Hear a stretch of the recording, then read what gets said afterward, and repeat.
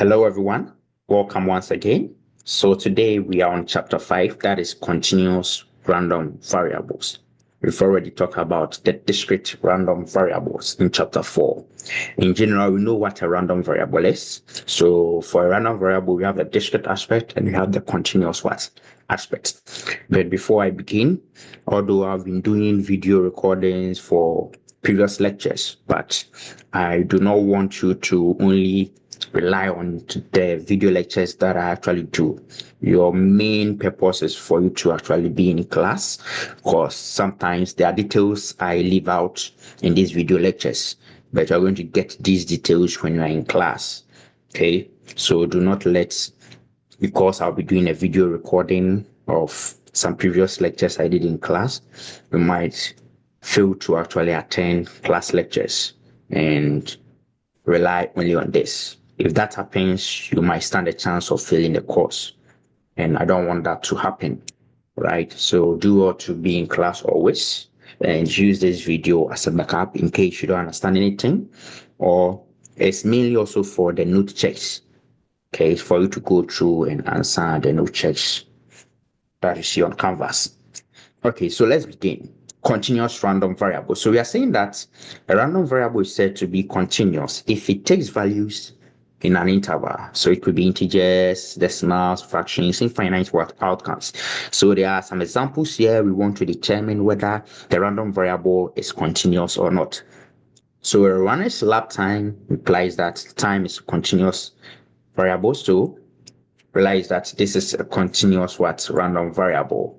The weight of a package from Amazon. So weight can take some decimals. So this is a continuous random variable. The number of the this is a discrete case. So this is a discrete random variable. The height actually is a continuous thing. So we have it to be a continuous random variable. The number of green marbles so the number is a discrete case. Okay. And the amount of time, so time as we discussed in one, this is also a continuous random variable. All right. So these are some examples of random variables that are continuous. Now, just as we did for the discrete case, discrete random variables pick some numbers, and these numbers that they pick, we are able to determine the probability that these numbers occurs. So you have the probability distribution for those discrete random variables. When it comes to the continuous random variables, since the random variable picks numbers in an interval, we use a curve called the density function to describe what the probability distributions for these numbers for which the random variable, the continuous random variable, picks within this interval. Okay, so that is how we describe the probability distribution for a continuous random variable. Okay, we use some kind of function called the density function to describe the probability distribution of these random variables. Okay, so let's check some example here. So we are seeing that the probability that S assumes a value in this interval is equal to the area of the region that is bounded above by the graph of the equation. Okay, so we are checking about this area. Okay, bounded above by the graph of the equation and bounded below by the S-axis. So you have your S-axis, and this is the portion that you're interested in to find the area. So the same as finding what the probability that S picks numbers within this interval. That is this. Okay. So this curve that we are seeing is the density function. Okay. Okay. And this describes the probability distribution of a continuous random variable picking a number within this interval. That's the main purpose. Okay.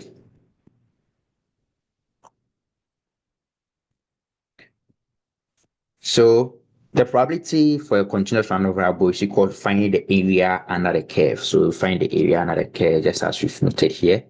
Okay. The area under the curve. Now, there are two conditions for a curve to be called a density function for a continuous random variable. First of all, for every S that we pick within an interval, then the density function should be greater or equal to 0 for every S. that we pick within an interval, for which S picks the continuous random variable picks within an interval, then the density function, that is f of S, should be greater or equal to what? 0. And the area or the total area under consideration under that curve in that particular interval should sum to what? Should be 1. Just as in the case of what? The discrete case. So sum all the probabilities, it should be equal to what? 1. Okay. And the probability that S occurs should be greater or equal to what? 0. So this is an equal situation of the discrete what?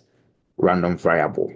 All right, but in the continuous case, these two conditions must be satisfied for f to be described as the density function for such a continuous random variable. First of all, for all s, then the density function should be greater or equal to 0. The total area under that curve s should be equal to what? 1. Okay, since s does not pick an exact value, okay, because if s picks an exact value, then the area is 0. Because we are interested in finding the area. So if you're at a point, you are not moving at anywhere. So S picks what? And exact value is equal to 0. This implies that if S,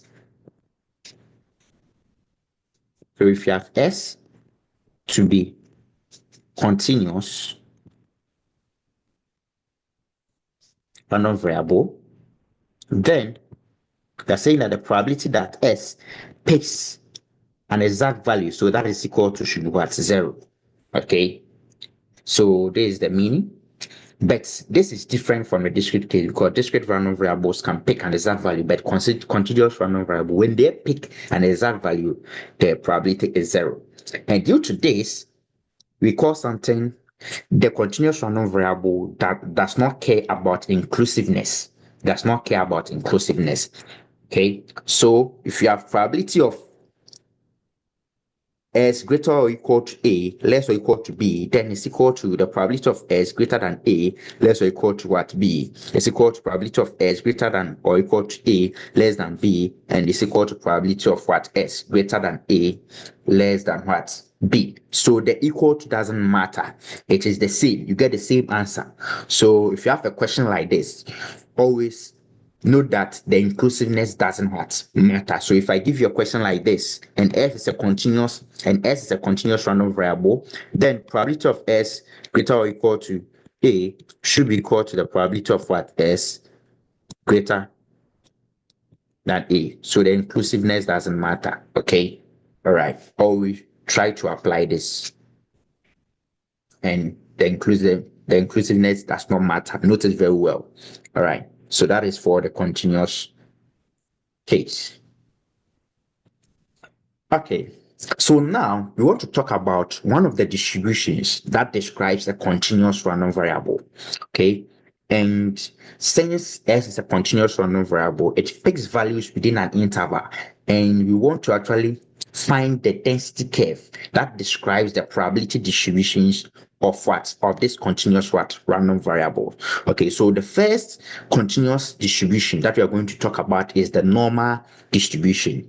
This is what we discussed in chapter 2. It's also called the bell curve distribution, or the symmetric distribution. Okay, and when you talk about the normal distribution, this implies that the probability distribution corresponding to the density function for the bell curve with parameter mu and sigma is called the normal distribution, with mean mu and standard deviation sigma. So the mu describes the location of this distribution, and the sigma determines the spread or how wide it should actually go. Okay, so if a random variable is normally distributed, then we are saying that the mean, then we are saying that the mean, the median, and the mode are all the same. Okay, are all the same, and the mean actually divides this curve into 2. So you have 50% here, you have 50% there. All right. So if a random variable has this kind of characteristics, then we are saying that the random variable is normally distributed. It's normally distributed. If a continuous random variable exhibits this kind of a normal curve or a bell curve, then it is called the normal random variable. And this normal random variable has mean mu and standard deviation sigma, and standard deviation sigma. Okay. Now, we want to talk about some properties of this normal distribution. So, continuous random variable with mean mu and standard deviation. So, if a random variable follows the normal distribution, then it has the mean of mu and the standard deviation, what sigma. Standard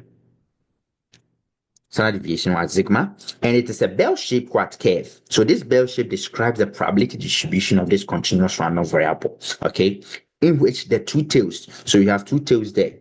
These are the tails that we're talking about. These are the tails, the end point of the curve. Never touch or cross what? The s-axis. So it wouldn't cross the s-axis. Otherwise, you are going to negative probabilities. Okay, so it never touches or cross what? The cross the axis. Okay, and it is symmetric about the mean. So when you look at the mean, you realize that the mean divides what? This curve into two. So it is symmetric about what? The mean. And the mean, the median, and the mode are all equal, as I've noted. And the probability of a normal distribution corresponds. So if you want to find the probability that S is greater than something, then it corresponds to the area under the what? Under the bell curve. And the total area under the bell curve that we are considering should be 100% or what? 1. Should be 100% or 1. So these are some kind of properties you can note about the normal distribution. And this is what? A continuous distribution. It's a continuous distribution. All right.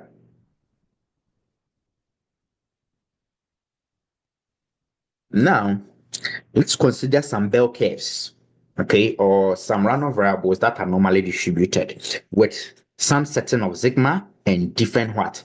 Locations. All right. So the mu determines the location of where the bell curve should be located. Because if you put the location to be here, then we assume that, okay, this should be the center of our distribution. Okay, so if you pick mu to be 1, then this should be, if we have -1, if you have -2, -1, 1, and this determines the location of the distribution, then if you have to draw a bell curve at this, then the location for this distribution should be here, the location of that should be here, and the location of this one should be here. So we have mu got to -2, -1, and 1. Okay, but since the spread are the same, you realize that how widened they are looks what? The same. So they all look in the same what shape. They are at different locations. You can see them at different locations, but the shape of them looks what? The same. The shape looks the same. All right. Then for curves with mu, 6, and different values of sigma. So this implies that we have different distributions, okay, but they are all centered at the same location. So you are going to draw the graph and you realize that all of them are at the same location, what mu. But since they have different spread, you realize that the tails begin to widen. When it widens, then the height of the curve decreases. That is it. The height of the curve decreases. So these are some important things you should notice. So we have different sigma, but the same what? Location. The same location. If that happens, you realize that the height of the curve begins to decrease as you expand the tails. All right. There's an example here for which we have to actually apply. You have to apply what you've learned before. Okay, so we have a continuous random variable which is normally distributed and it has the mean. So the mean is the location of it. So you have the mean to be what? 169. And so since we've been able to determine the mean, then we know that since we are here, then we have 50%.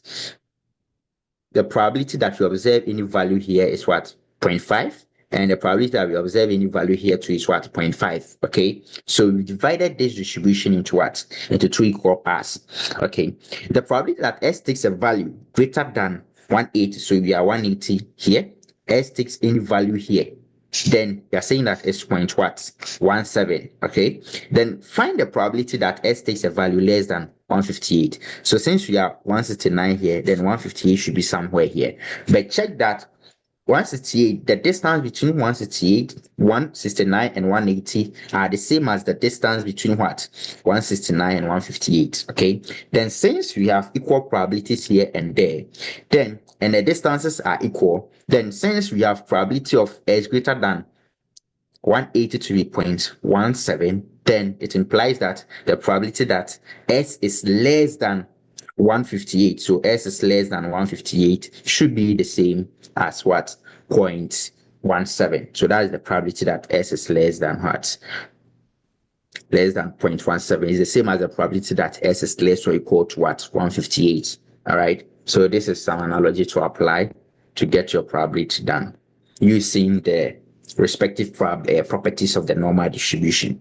Okay. So we have to also determine something like this here. So here we have different locations, okay, and we've drawn some kind of a bell curve at these locations. But based on the spread of it, we have to determine which kind of sigma should be attributed to these curves. Okay, we know that when the sigma is small, then the curve is quite narrowed in that order. So we have the sigma to be 7 and realize that, okay, then this should actually get what? The sigma 7. This should get the sigma 20 because it's quite widened than what? This one. All right. So based on these sigma, we determine how spread they are. So this is some kind of properties of the normal distributions and how we can use it to determine the locations and the spread of their distributions as well. All right. So now we're on the standard normal distribution. Okay. So we've talked about the general normal distribution. Now we want to move on to the standard normal distribution. When we have our raw data, like we have these to be our raw data. Okay. Then with this raw data, we can find the center of it. Let's say mu to be the center of it. Okay. So if we pick each number here and we subtract the mu, we're going to get a different number like this. So these are numbers subtracted from what they mean. And if we divide, and with these numbers, we can find what the standard deviation of it. So if you find the standard deviation, that is the sigma, and we divide these numbers by the sigma. So we divide these by the sigma. Then we are going to get another what? Values. Okay. If you plot these values, it's going to be what? Normally distributed. It's going to be normally distributed, and these values are called what? The z-scores. The z what? Scores. So we call them that z is normally distributed with mean of what? 0 and sigma of what? So mean is 0 and our sigma is what? 1. The reason being that these values, if you find the mean again, you get the mean to be 0, and you find the standard deviation, you get the standard deviation to be what? To be 1. Okay, so that is the idea of the standard normal distribution. Okay.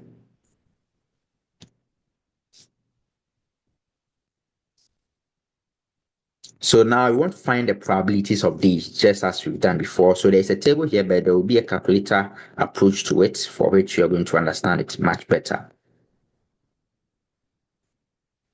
Okay, so we have examples using the standard normal distribution table. So we can use the table above to find the probabilities. So we want to find the probability that z is greater than -1 but less than 1. Okay, so you use the calculator here. Know that z has a mean of 0 and a standard deviation of what? 1. So we go to our calculator, and where is it?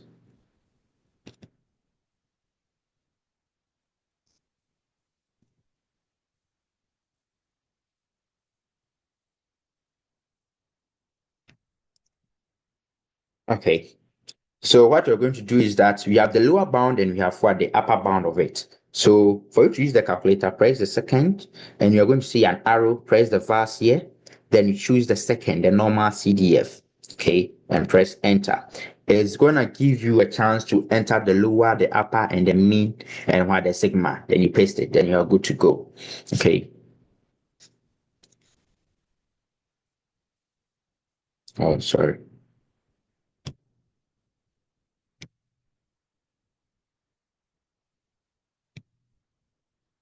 Okay. So we have the lower to be -1 and the upper to be what? 1. So we press minus what? 1. Then we come to the upper. The upper is what? 1. Okay. Then since z follows the normal distribution with mu to be 0, sigma to be 1, then we go on and paste our answer. So after pasting our answer, we can click enter again. Then it's going to give us our probability, and that is 0.682. So you can round it to 4 decimal places, and this gives you the probability of it. So we do the same for coming. So that is it. Okay, we do the same for probability that z is greater than -2, less than 2. So we have the lower and you have the upper. Okay, the same idea. You click on the second, then you click on the verse. Then you choose what? The normal CDF. So the lower is -2. And the upper is what? 2. Since z is normally distributed, but it's a standard normal, the mu is 0 and sigma is 1. Then we go paste, do the same. Then we get 0.95. So that is the value that we are seeing here. Okay, so we do the same for the 3. All right, so this is how we use the calculator to get our probabilities for these.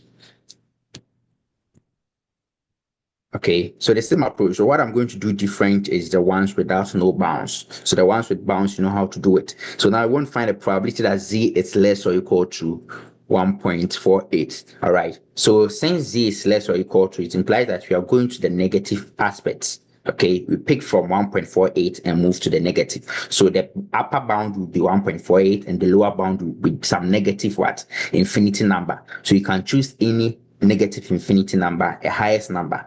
So what you're going to do is that then we go to our normal, we pick the second, we click on the verse, we choose what? The normal what? CDF. Then our lower should be some negative infinity number. So it should be a negative large number. You can choose it to be 1,000. So negative 1,000 or negative 100, but it should be an infinity number. Okay. Then we choose the upper. The upper is what we saw. That was what? 1.48. So that is 1.48. Since z is standard normal, it has a mean of 0 and sigma of 1. We paste it, then you're going to get our value to be 0.93056. So you can choose any negative, but the number should be what? It should be more than. It should be negative infinity number. The upper value should be, the lower value should be a big number. Okay, so that is how we do it. Then, so the same approach, since we have probability that z is less or equal to 1 point and z is a continuous random variable, the answer for B will be the same for that of C. Because I told you that the equal to doesn't matter. So this and this will have the same what? Answer. Will have the same answer. We can apply the same approach here and we're going to get our value. So this one, you can choose a negative infinity number, just as we did. Then you do the same. So this answer D and E2 will be what? The same. The answer shouldn't change. Okay. So you're going to use the same knowledge to do that. And here too, we pick from negative 0.25. So let me do this. So we press the second and we click on the verse. You choose the second, the normal CDF. And okay, since you are going to the negative, you can maintain the negative 1,000 and change something here. That is negative 2.25. Okay, all right. And this should be, so the probability is what? 0.01222. So that's the kind of probability we have here. Okay, we do the same for the others. So the rest is about solving some questions. The same approach. Use the same approach. But we have greater than here. So greater than means that we are picking from 1.29 to the positive side. So we pick from 1.29 to the what? To the positive infinity. Okay, so what you do is that then you press the second, you go to the verse. So now the lower, we are picking from where? From 1 point, let me see. we are picking from 1.29. So the lower will be what? 1.29. That's where we are picking. And we are going there. We are going to the positive infinity. Okay. So we have the lower to be 1.29. And you're going to the positive infinity. So this could be 1,000. It should be positive.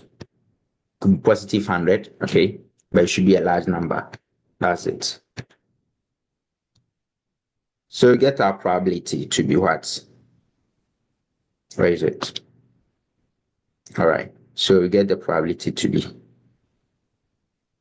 Okay, that's it. So 0.0985. Right. So this is how we do use the calculator to get our probabilities. I hope it's clear and you can practice it.